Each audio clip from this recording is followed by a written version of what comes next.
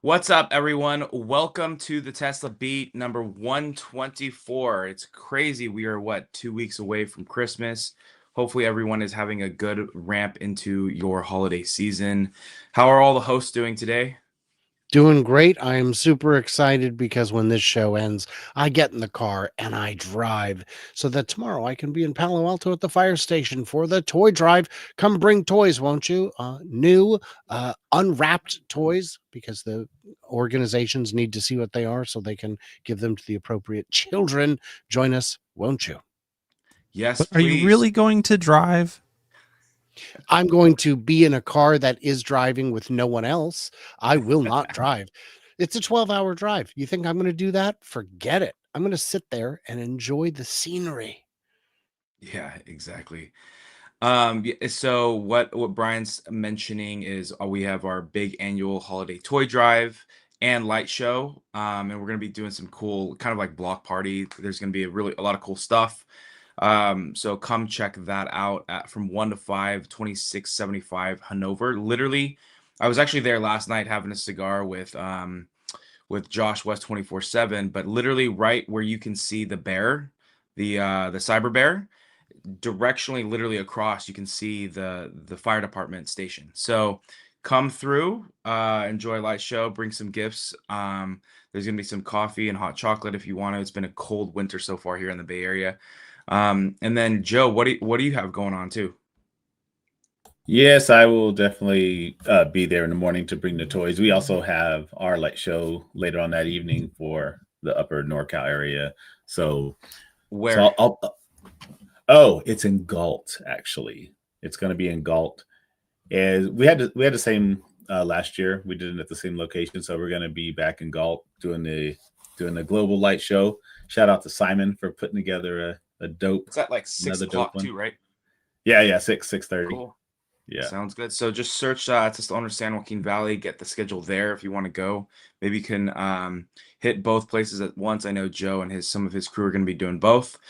Yep. But yeah, shout out to Insta360 for the wonderful hookup on amazing cameras. Check them out. They're posted in the YouTube link as well. All right, guys. Never a dull moment in the Tesla sphere. Stock holding strong overall right now, 19%. Shot. It's up to 451. Yeah, I got it right on the ticker, so it makes me special. But we're up 19%, so ending strong. And you can actually, I know, unfortunately, as I was taking the screenshot, it was hovering over November 17th. But yeah, I mean, if you guys remember the insane run up to like I think the 52-week high is 488. So crazy recovery. I mean, look at the lows that you saw this year dipping into 220 and then all the way back up. And so, it's been a crazy year. Like I was just reflecting on that last night. It's just been everything you can think of from being called everything you can think of to, ending the year on such a, I would say a high note. And so, but yeah, all right, Joe, I'm gonna pass this one to you to kick us off. And one of the other EV companies are up to something. Yeah, I think it's going to be great to hear everybody's take. So yeah, so this to me is just further proof of how cooked Legacy Auto is. But but yeah, Rivian stepped up, and I think probably their most impressive thing is the AI assistant. Like I don't think this really talks about it a lot, but it was their demonstration was pretty cool to where it was sending text messages and updating the text via how many on route and stuff like that is really cool. It's like the Grok integration, but like a level up. So it's you could tell they're getting there. They're throwing everything at the cat, including lidar. So Brian, Well, I just enjoyed the visual image in my head of throwing everything at a cat, but no, this is a big event. I had tried to get an invitation to it. They did not invite, from what I could tell, any analysts, just influencers, which is why when they said LiDAR, there was a big cheer in the room. While us at home were like, oh, okay, go on, explain. So that's interesting. I'm glad to see them doing what needs to be done. Autonomy is the future. it is safer. We haven't seen stats from every manufacturer, but if a few manufacturers can drastically improve safety by doing this, they are. It is going to become inevitable. It'll be like seat belts. It'll be like if only one company had airbags back in the day, and every company had to invent their own. You wouldn't want to be behind the curve when it becomes a critical element of a car in order to be able to sell it. Rivian's doing the right thing. It's an expensive approach. I can't believe they're going to try and do it alone. I think that's risky. I think it's but it can pay off. When you guys said legacy auto is cooked, look at how many other legacy auto companies are just really not committing to serious autonomy. Super Cruise is great on the highway, with limited interaction. Blue Cruise, the same kind of deal. Those are systems that aren't really designed to scale into full self-driving. Can Rivian's autonomy system get them all the way to where they want to be, to where FSD is today or even tomorrow? Less clear. I mean, it is a long road. People hopping in it and saying, boy, it works. Gosh, this works as good as FSD version 8. It's like, yeah, but that was hairy. That was not something that a lot of people would have chosen to use at any price, let alone $50 a month. So, but it is at least evidence that they are serious about it and that they can be a contender in the new world of automotive sales. Hans, we're going to say something? I just not a fan of RJ's approach here. And like, I understand there's some trade-off. Like, the thing is, to solve self-driving, you have to have intelligence. The self-driving problem has always been an intelligence problem. That's why Elon went all in vision so many years ago and said that LiDAR was stupid, was because if you don't have a smart brain, it doesn't matter how well you can bounce light beams and lasers off of items, you're still going to not understand the world well enough to navigate it intelligently. And the problem that Rivian has is, they don't have the ability to go out and hire the Andrei Karpathys of the world to put them on the right path to have the intelligence. They certainly don't have the data centers that are necessary. Like, from an intelligence standpoint, they're always going to lag behind Tesla, and it's, just not within the core capabilities of the company. And that's why they need these other crutches to make the system as good as possible. But, there's just no clear path for any of these extra radars or LiDARs to make the system in any way as good as, much less better than FSD. And so, yeah, I get frustrated with him. I would never own Rivian stock ever. Just not something that I would do. There's the ability to, between Rivian's spending of like, Lucid's even worse on this standpoint, but they just continue to burn cash. There's no path to scale. There's no path to profitability. And I mean, putting your hat in the ring to make crappy autopilot software doesn't improve their chances of success as a stock. The only thing that they have going for them is that legacy auto is absolutely atrocious and even worse than them. But betting on the fact that your competitors suck, mostly apart from companies like Tesla, oh, and by the way, the Chinese, is not a winning strategy. And I would say the neat thing they did, they're like, oh, look at all this AI integration. Yeah, I'm not as impressed with that. I don't know how much of that I would even use. I wouldn't use it beyond the scope of what the car does. I might use it to have a chat like I will with Grok and say, where's a neat restaurant or a neat store? Go ahead and navigate me there. Beyond that, my phone can already move things around by saying its name instead of Rivian. There's a lot of, it's an approach that might sell well in China. In China, they have all the cars have digital assistants. Not all of the medium to premium cars have that. And Most of them work pretty well. A lot of them don't work as well as what we saw in the Rivian demonstration. But I don't know if anyone's going to make a decision on which car to buy based on something like that. It's going to come down to what it can actually do in terms of integration with the car. So And you're missing a couple of key points here. So one of the big things is that Rivian has so much money they can put lidar on a vehicle, so they can definitely hire Carpathy. So I don't know.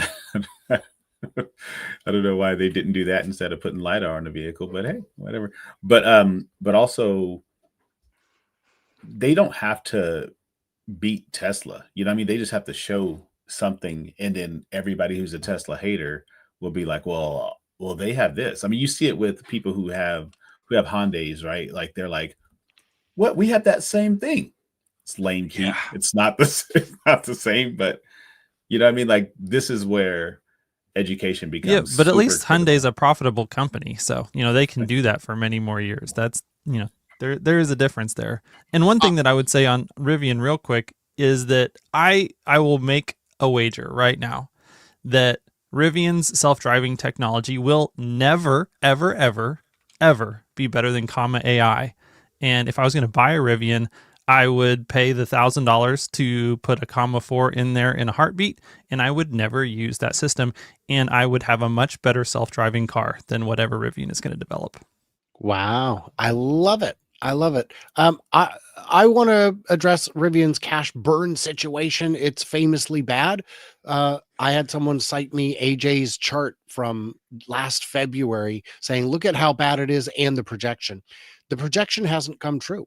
They had a quarter where their cash flow, their cash on hand, slightly improved, and then it went down again.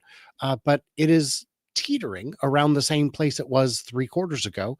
Their cash burn situation may be under control. And this is all while they were spending billions to develop this system. I assume billions. Um, my concern for it is if you look at the way Tesla's got their financial situation sorted out on FSD is we're going to put a $1,500, $2,000 system in every car and hope that 1 in 4, 1 in 5 buys it for 8,000. That makes us whole. Rivian system is going to cost more than $2,500 to put in each car because the lidar alone is hundreds, according to their own people. Nvidia said that it costs hundreds. That's more than 10% of the cost right there.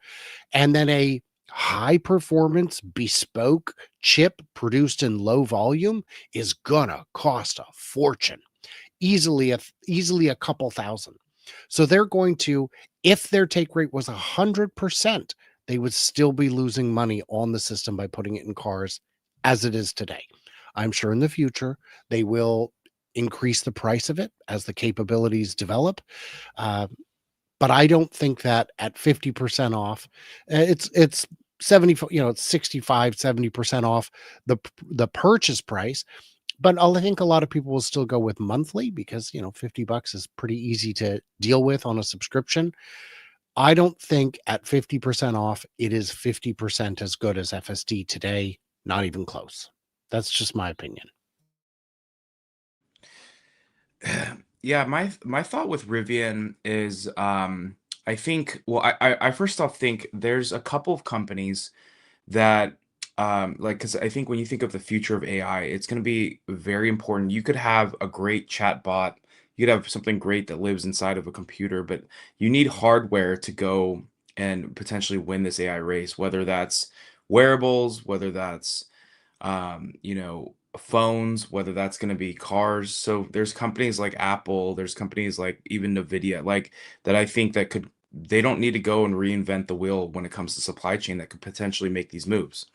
But clearly they're reading the writing on the wall, whether it's the cash burn or whatever it is, where they're not. Or maybe who knows with Apple, like for example, I don't know if they're just on a different planet right now, but they've missed a couple of these big moments and there's still time to make big turns, but they're just continue to sit and wait. But like I do think that I think it was mentioned at the beginning, it's like legacy auto, like none of them are working or doing any of this. And it's concerning because it's just like again, it's just there. like if you want to lose a race, like they just continue to be like, let's lose it even more. Let's not do anything. And let's wait for, okay, let's say even Rivian and Tesla solve this stuff or whatever. Let's wait till they solve it. Then we'll figure out how to put these things in the car after it's already accomplished. And it's like at that point, no one's going to be buying your cars when they realize that this can go from park to park as it already does today, but as they refine it and it becomes even more perfect and better. It's just these companies are going to be so left behind, and so that's why it's great to see Rivian. I did talk to someone who went to the presentation, and I don't know if this first person's perspective like changes the look, but my understanding is the reason why they're using lidar is because, so I guess Tesla in the same way, they'll have their vehicles go out and obviously they'll use all that information, but then they'll send lidar, those those rigs with Teslas on top of it to essentially validate the information that FSD was already doing in that location. So because Rivian doesn't have the amount of miles obviously as Tesla has, they don't even have the a big like fleet to do that. That's why my understanding was why they're doing both is so that they can also check the information going there. But again, that was my understanding, but it's good to see Rivian doing something. I'm glad they showcased it. Um, I think it's still, they have bigger issues of just like long-term profitability and whether they'll be here. But I just think that the writing on the wall is someone needs to acquire them. That's like, or unless maybe the sinking ship's so bad that it's like, we're screwed. And Lucid, I don't know. They're way behind at this point. It's a little scary. All right. So this broke this morning. Looks like Tesla and Starlink could be laying early ground for Starlink-enabled vehicles. A new patent application describes an RF transparent roof assembly capable of embedding satellite and cellular communication hardware directly into vehicle structure. If this is not true, my opinion is if this is not true right now, right? Because I think Sawyer said could be. This is going to happen at some point. I mean, it just does not make sense. You're seeing all of the integration that's happening, like whether it's Grok inside your Tesla. We should have Starlink. It doesn't make sense not to have Starlink. But again, how much they're obviously Tesla's going to have to pay Starlink for the service, but I would assume it's going to benefit them a lot more than paying what is it, Verizon today for some of their internet access. But in my opinion, it's kind of crazy just to see the convergence. Elon said this, I think, was it last podcast or the one before, whether it was the Katie Miller one, is just like the convergence of all of his companies are just like, it's just like, it's kind of like when you put together like I don't know, like a wooden toy set, right? It's like, or a potato head. It's like you stick on the nose here, you stick on the hat. And it's just like all these like things. It feels like Elon had no idea that these things were all going to kind of converge. And like, yet they are all like somehow just like, the Grok is the brain or in some cases, right? It's just, I don't know. Pretty crazy to see, but do you guys have any thoughts on this? I could take either side of that debate. I could say that I think that a better use for Starlink is to fill in the gaps. You don't want every car relying on it. That's too many connections, especially concentrated in cities to operate reliably. When you're dealing with AT&T or any of the big networks for bulk rates like that, it's not the per car connection fee that gets you, it's the sum of the data. And Tesla's done some very clever things to reduce the amount of data going through the premium connection. For example, when you navigate, it doesn't show you the satellite map by default anymore. That saves bandwidth. Multiply that by 1 million, 2 million, 4 million cars. You're saving a bunch of data. What this is really critical for is when you're in a ravine, not a ravine. Please don't drive into a ravine.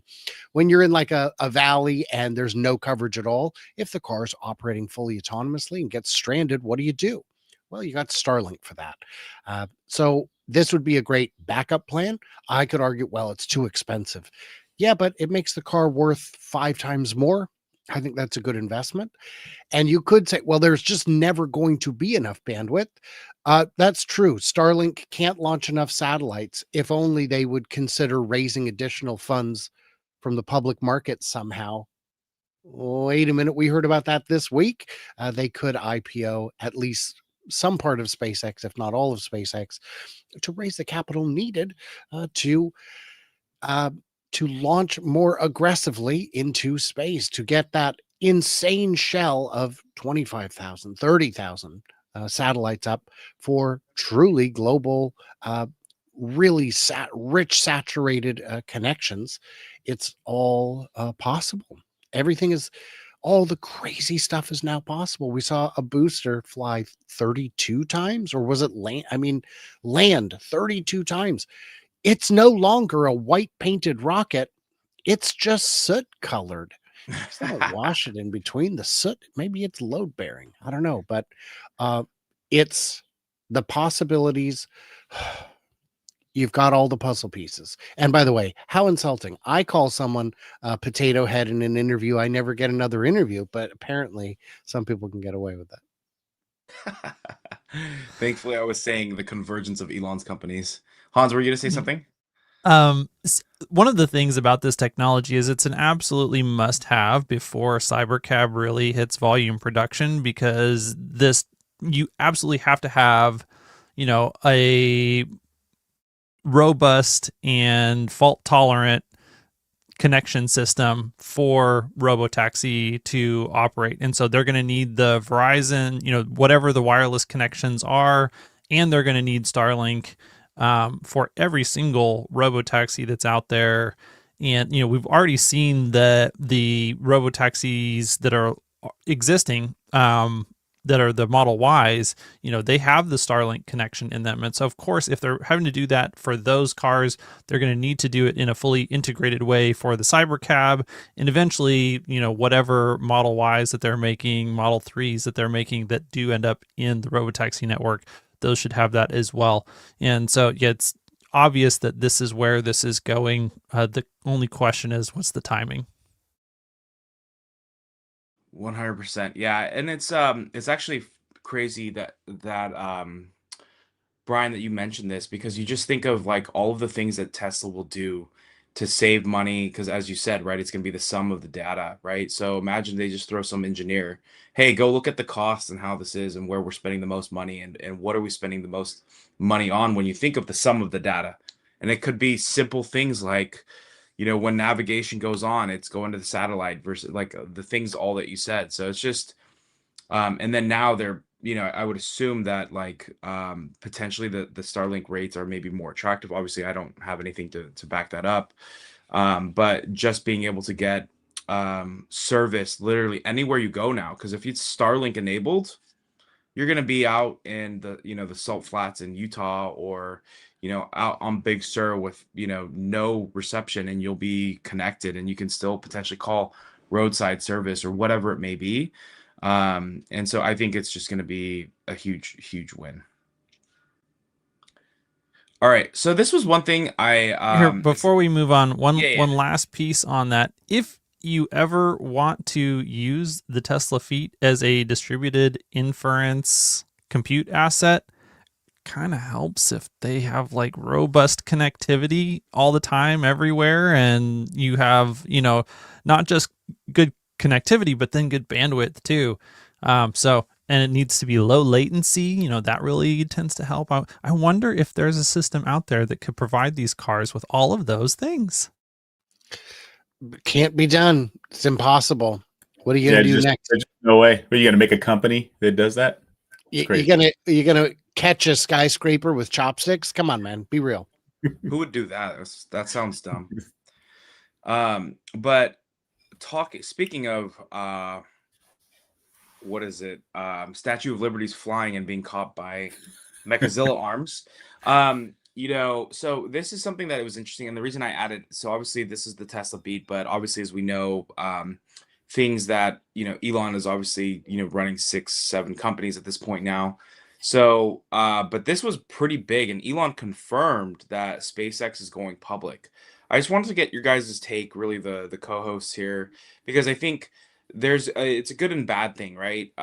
With SpaceX going public, it's just, again, who knows? The good thing is that Elon's not new to this stuff, but this will add additional, stock trading pressure, all of that stuff. And again, Elon's built for it, but this is definitely going to be additional pressure. So I actually thought that SpaceX wasn't going to go public for a while. And so this was a little shocking to me, but what were your guys' perspective on hearing this break this week, and even from a Tesla standpoint, if you had any thoughts from that?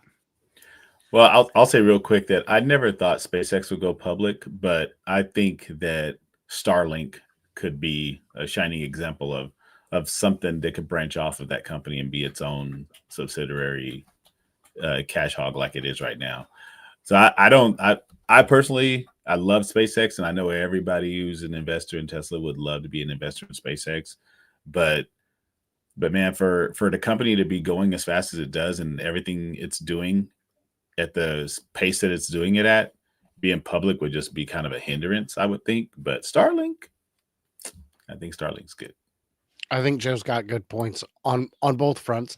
The reality is I'd rather have SpaceX stock than Starlink stock, but if you give me either option, I'm going to be excited. Retail investors will flock in. I am surprised they're doing it at all. I thought the cash flywheel was sufficient to just keep it private forever, but I can understand that there are liquidity concerns for the employees who have shares. They don't want to hold forever. Some of them want that money. They want to buy a house. They want to get married, whatever it is. They want to go for a very fun weekend in Vegas. I don't know. But they would need to have some kind of ability to actually move the stock. They don't have to go public in a traditional way where you make 50, 80% of new shares available. They can do that. You can only float 2% of it if you want. And you can get even higher values because of scarcity, as long as they don't double the number of shares in doing so. Elon will still have over 20% of the company. He's at 42% right now. Interestingly, Google owns like 7-8% of SpaceX because they bought in early because they could see the promise, and what a great investment that was for them. This is a good way to raise a ton of capital, and you don't have to dilute like crazy. Yeah, Hans, were you gonna say something? Yeah, I think it'll be interesting to see, are they really going to IPO the whole company, or will they do an IPO that is just Starlink, or, and what's the future of Starlink? Is Starlink going to be Starthink as well in the long term? Is that where all of the data centers in space that Elon is talking about, are they going to live as a subsidiary of Starlink, or will they, do all of that just under the SpaceX umbrella and IPO the whole thing?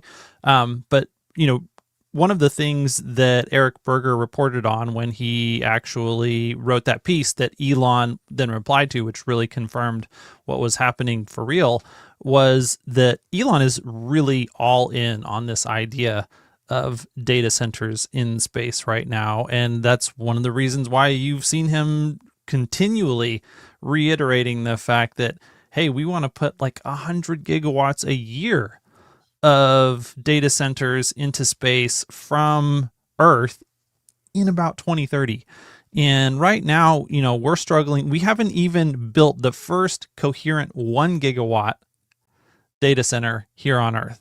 And so he's wanting to do 100 times that every year, just a few years from now. And that shows you the exponential pace that he's thinking about that's going to be required in order to win this AI race against Google, against OpenAI, against all of the other crazy, nation states that are out there that are trying to compete on this scale as well.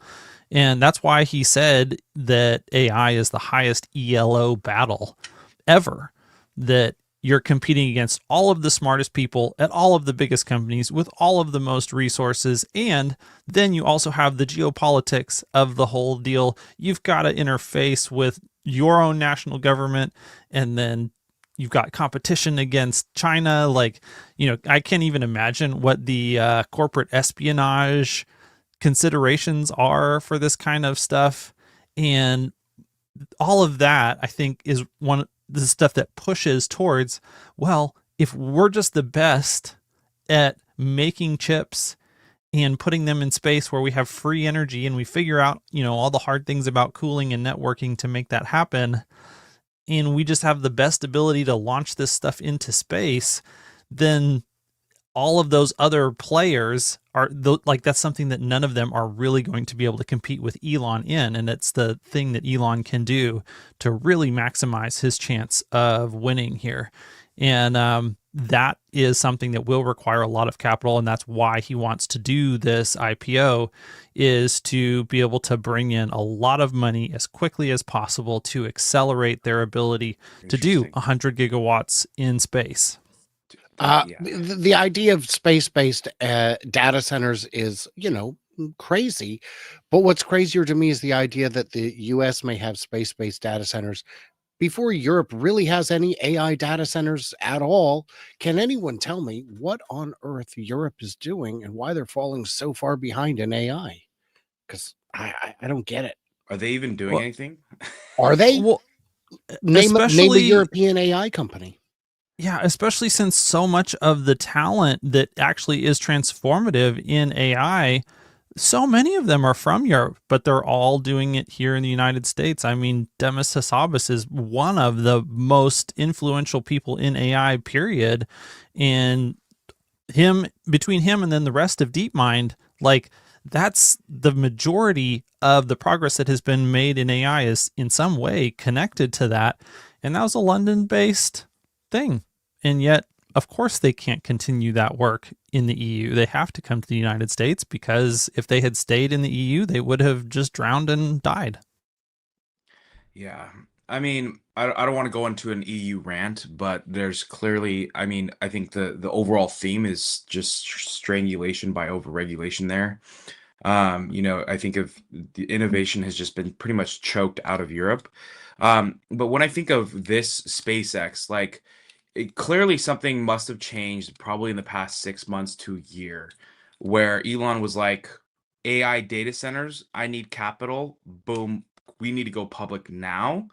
Because just think about it. It's like he's going to be and that's why I think it's just, if we even just reflect and just spent 5 minutes on just how, like, all of these kind of companies are just coming together, because you think about these AI data centers and putting them in space, and the convergence of Tesla with the solar, and XAI and SpaceX getting it up there, and then it's just like, it's for me, it's just so mind-boggling to see everything literally come together. And one of those things where it's like, okay, hey, we're gonna still build the biggest data centers here on Earth, like as he is with XAI. They're expanding that whole Colossus 2, I think it is. They're making that in Memphis area, but it's just like, they're like, we're gonna go fast there, but you know what? Hold my beer. I also got a whole, like, untapped like Utah or Texas, like times a billion, just like around the earth, and let's just go throw a bunch of satellites and things like that. And the crazy thing is, if you have these AI data centers, let's say they're specific to a specific region, you could potentially even have, and just put those satellites in that region. It's going to be like, I still am just in awe of, like, how everything is just, like, literally coming together. And clearly, I think with the AI data centers being in space, like, he was just like, exactly like you said, Hans, there had to have been one of those moments where it was like, okay, and we got to go public. I don't want to, maybe, but it's like, we have to. We have no choice. It's almost like his hand was doing it, because, as you said, right, it's going to come down to the elo power, and just because you're competing against everyone. But it's like, Elon's like, I can compete on the ground, but also I can compete in space now, because now all these other companies are going to, if they want satellites for their AI data centers, they're going to have to come to SpaceX, or some of these other companies to get up in the sky. So that's all going to go through SpaceX. Yeah, one of the key factors, I think, Gelly had an interview with the CEO of StarCloud a few months back, and it was apparent that NVIDIA was investing into StarCloud and making sure that they would have some type of data center in space. And so I think, I mean, all these things are just like domino effects, right? Like over time, you just look at all these things happening. We're living literally in the best time in history. It's like, it's so wild to see all this stuff happening, robots and cars, and like everything is just like, it's pretty wild time to be in. But yeah, StarCloud, I think kind of kicked that off. Their research and their development into space data centers is pretty phenomenal, and I think it kind of uh, put a foot in the butt of a lot of people thinking like, wait a second, oh crap.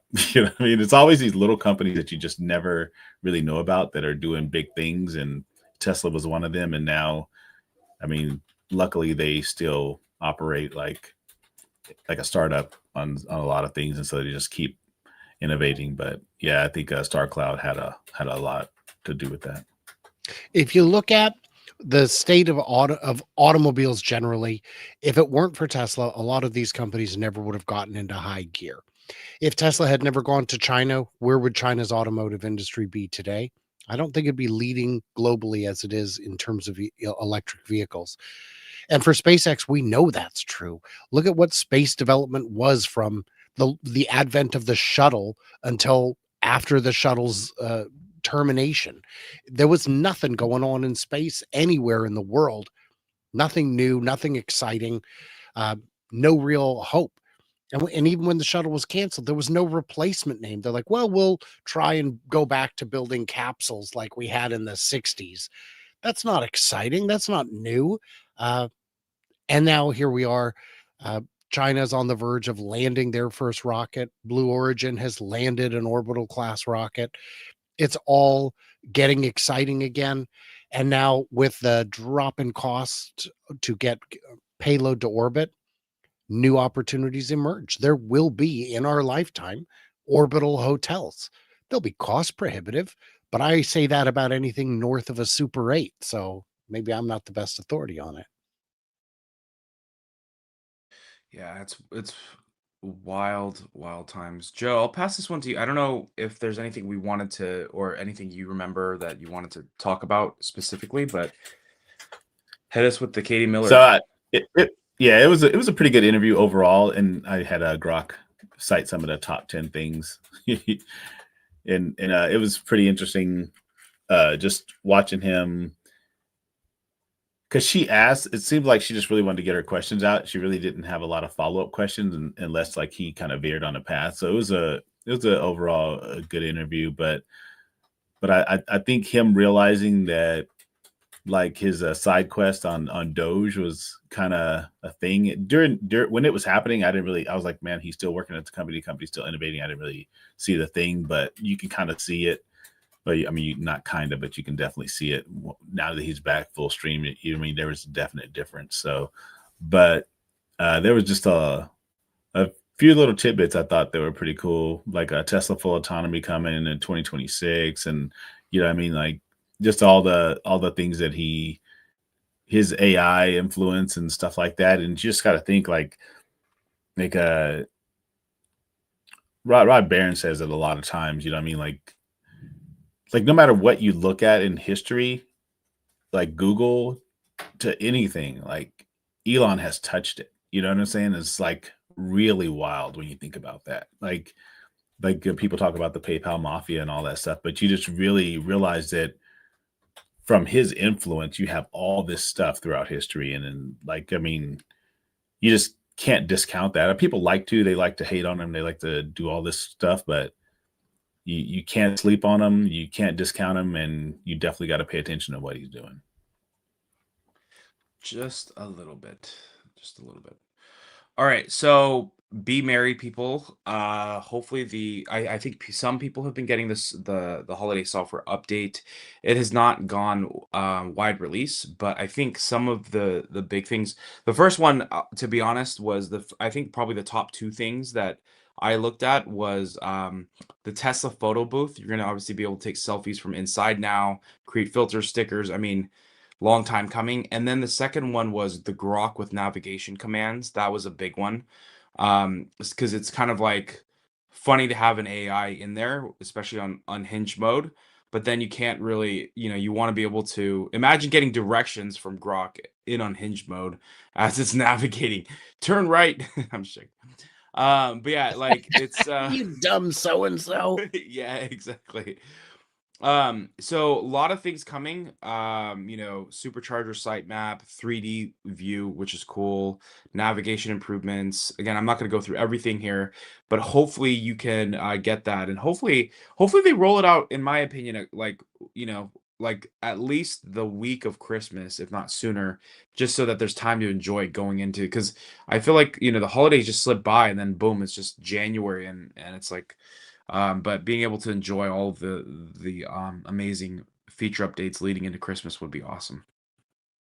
Yeah, a lot of the stuff the Cybertruck had initially, so it's kind of cool to see like not a lot of it, but there's a few key things in there that Cybertruck had that didn't anybody else have, and so it was like they're kind of rolling that out, being the wraps and stuff like that. So that's pretty cool. And Yeah, I felt so like the most exciting things on there were the improvements to allowing Grok to do the navigation, and then being able to refine the pins for home and work and places like that, so that you can get the car to navigate on FSD exactly where you want it to go at home.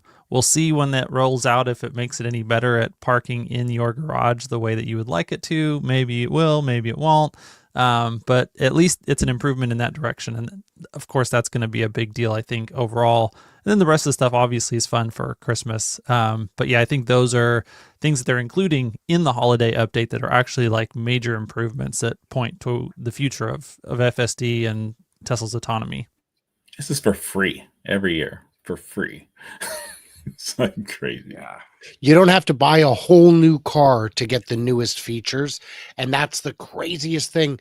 If we'd have gotten someone like Ross Gerber on the board of directors, his first objective would be to squeeze out every penny of value. The first thing that means is that something like premium connectivity, $10 a month, come on, that's too cheap. $833 if you're buying it annually, forget that. It's $25 now. People will pay it. Now we've got to increase the supercharger rates and all these little features that we're giving away, crazy talk. We need to charge for that or paywall it somehow, or just make it so that it's only available if you buy a whole new car. Tesla don't do that, and it's lovely, and I love it. Yeah, it's and some of these things are pretty big. Like, again, they rolled out Zoom. I still haven't done a Zoom call. Just the context hasn't been right, but just haven't done a Zoom call in my Tesla.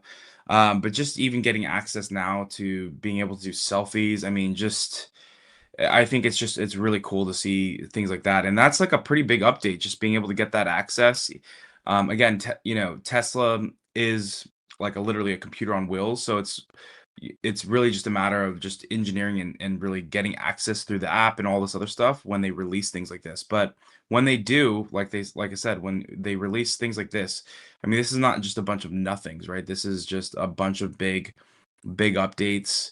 I think Grok will be, the biggest one, obviously. But a lot of these are just going to continue to improve the user experience inside the cars. Like, people don't need Apple CarPlay inside their Tesla. I would say that automatic HOV lane routing is pretty awesome too. Well, I was explaining this to my family last night on the way back from a Christmas party, and they said, how does the car know that we can use the lane? I said, because it knows how many seats are occupied in the car. Of course it does. That's why it tells us to put on our seatbelts, but not to clip the empty seats. So the car knows this, it can use it. And this is the benefit of having engineers at Tesla who actually use the product, who actually drive the cars, who actually drive to work and think, gosh, you know what I'd do different? Wait, I can. And it's just huge. Just huge. Yeah, the next slide, the passport has been like super big for a lot of people, like for whatever reason, like that gamification of charging is just like in travel has been really smart on Tesla's part too. That's still only on Apple, isn't it? Yeah, we didn't get it on, but I mean, you just see like just the thought process behind like just making things more fun for everybody. I think it's pretty cool. For a company building androids, you'd think they'd support Android a little more. Right.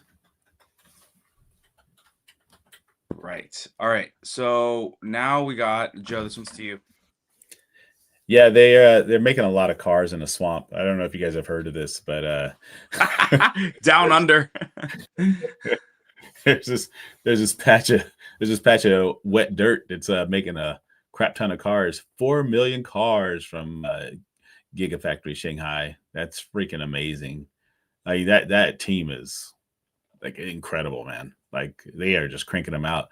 But sadly, nobody's buying cars in China. So No, instead, hey, when you combine China speed and Tesla speed, what you get is Giga Shanghai. When Lynette Lopez famously said, just a mud field, they're just pushing dirt around. I thought, wow, she read bad copy off the prompter, unaware that she wrote the bad copy. Hey, you've had 6 years to reconsider your position, and instead of coming to Jesus, you've decided to double down and become best friends with Barry. Hey, you invest with Barry, you get buried. That's how it works.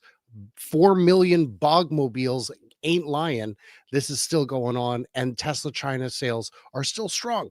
Model 3 performance, Model 3 performance, Y performance is sold out through February. The YL is sold out through February. The export numbers are very strong. More markets are coming on all the time. It is a powerhouse.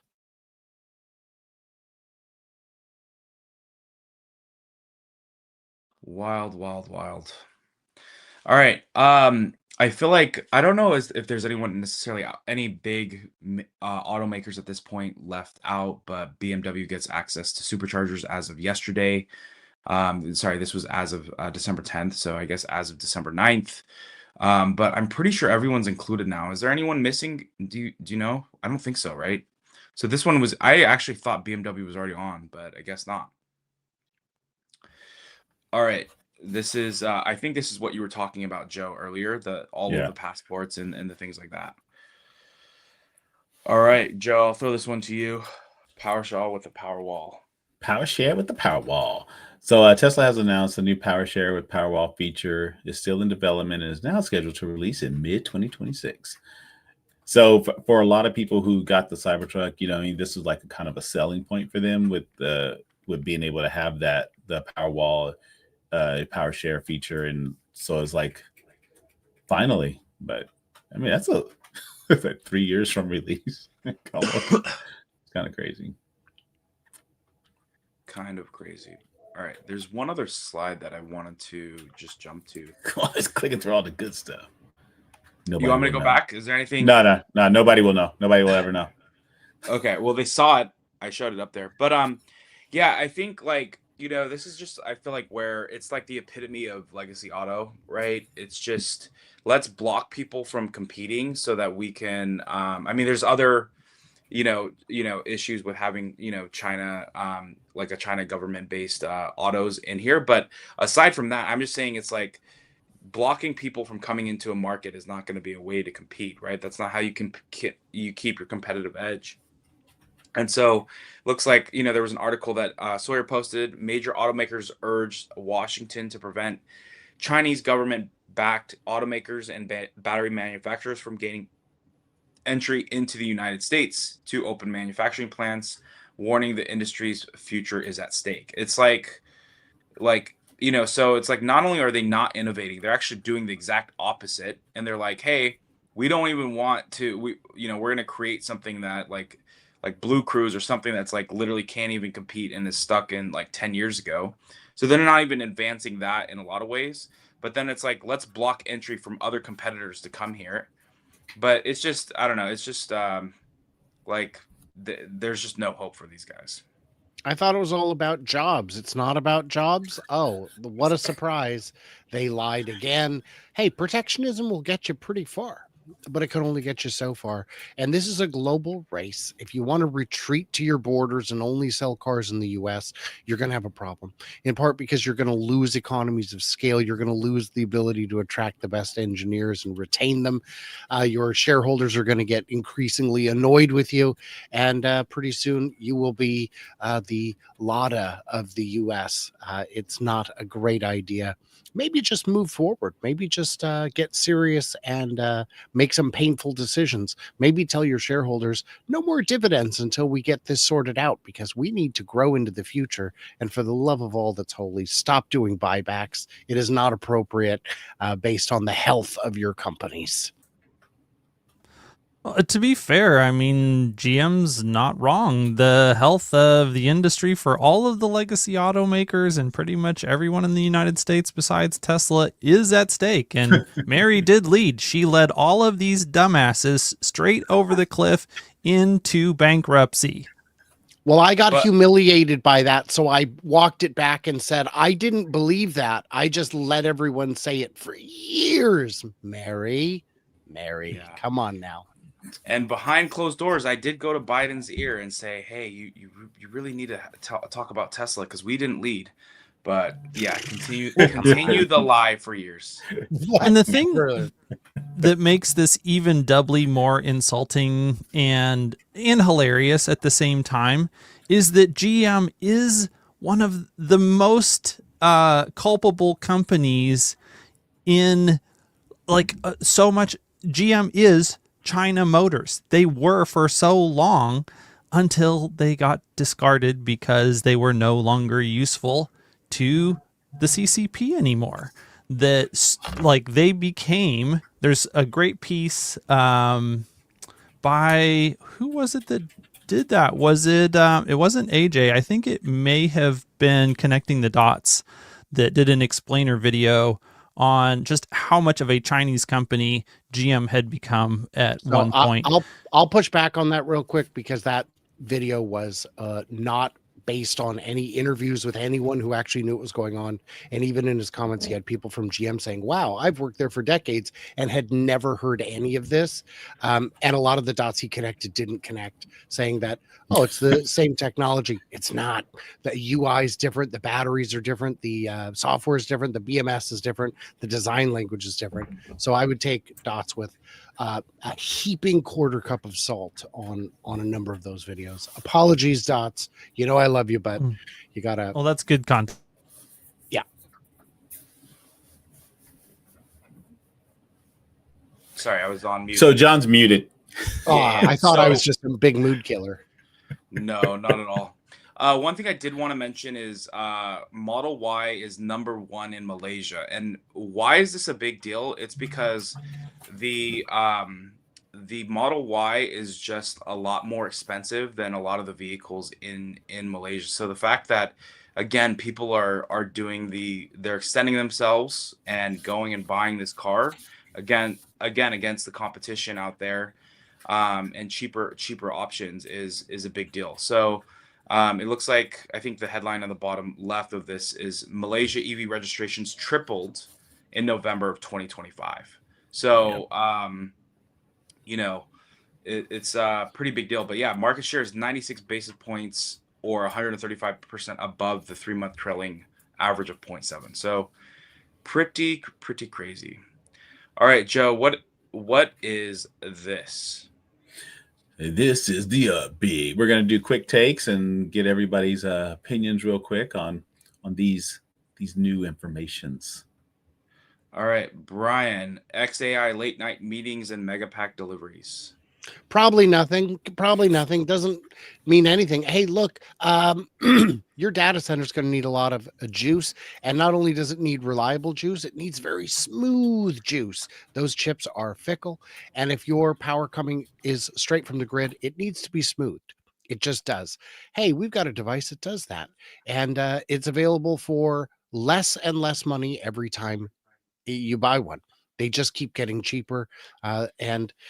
So what are you going to do to sell more mega packs? Well, once every grid's got one that wants one, how do you expand?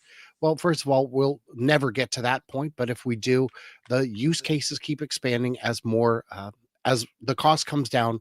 You find more and more use cases. And the current one is AI data centers. I don't know if any of you folks out there have heard, but AI data centers are proliferating at quite a rate at the moment. This is a vast untapped market. And Tesla Energy, even in the US, is still growing massively, with an entire second factory coming online in 26. That's crazy.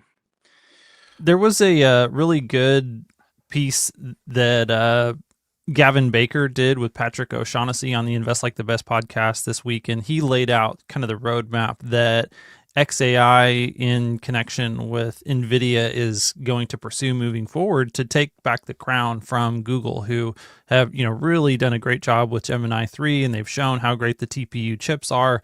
But NVIDIA's been working on this Blackwell chip. I think everyone's heard of that.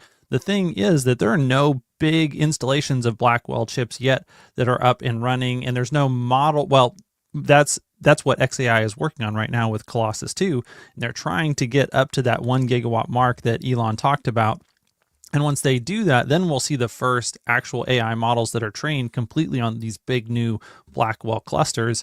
And there's a lot of speculation and anticipation that those are going to dramatically outcompete what Google has at the time.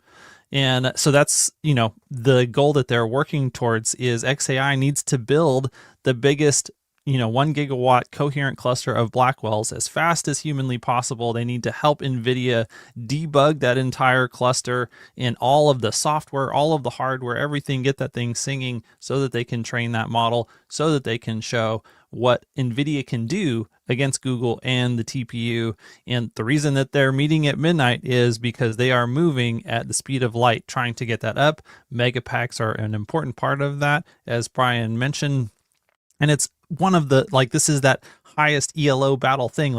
You've got to solve so many hard problems, and you've got to solve them as quickly as possible. You've got to get this stuff up. You've got to get it running, and you've got to do these incredibly hard things. And XAI is world class at that. They have been moving way faster than any other AI lab now for years since inception, and they are not slowing down. How do you do it? So getting good at software I get, but getting good at hardware too, standing up an entire data center in countable days instead of months or years. How do you do it? I don't get it. And you need an Elon.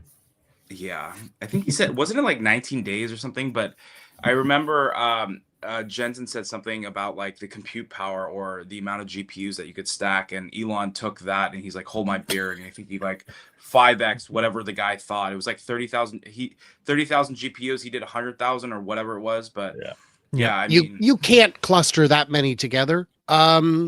Actually, yeah, I can. Can you send me more though? Well, and that is why XAI is the preferred partner for NVIDIA on being the first to roll out, whatever the new architecture is. Because yes, there were other people that had H100 clusters at the time, and like you said, there were around 30-ish thousand coherent H100s was the max that anyone had figured out how to do. And Elon's like, yeah, we're gonna make that. First it was 100,000, then it went to almost 200,000 coherent H100s, which just shattered anything that anyone else had even thought about doing, much less actually accomplished. And then the speed was crazy, and so that's why he's like, hey, if you can push the boundaries way beyond what we thought that could be done, and you can do it way faster than anybody else, then everyone else has got to chase you. You help us, you just help us move faster. And that's why Jensen and Elon are working so closely together now, and will continue to for quite some time. Yeah, pretty wild. All right, so Hans, we're gonna end with this: a Scandinavian planes to have Starlink. Well, I mean, having Starlink connectivity on aircraft is great, whether that's in Scandinavia, the United States, or Antarctica. Connection, having good Wi-Fi wherever you're at, it just makes the plane ride way, way, way, way better in many respects. And so this is good news. 100%. Well, everyone, I hope that ends episode 124. If you guys are all in the Bay Area region or want to come maybe drive this weekend, if you don't have anything else going on, we have two things going. Holiday toy drive out in Palo Alto from 1 to 5 o'clock. And then also too, it's going to be a toy drive and a light show. And then also, if you are out in kind of like Central California by Sacramento area, go check out the Tesla Owners of San Joaquin Valley light show as well at 6 o'clock in Galt, California. So we will see you guys all next week. And hopefully everyone has a great week. And thanks again for tuning in. And we will catch you guys all next Friday. Cool, guys. Good job.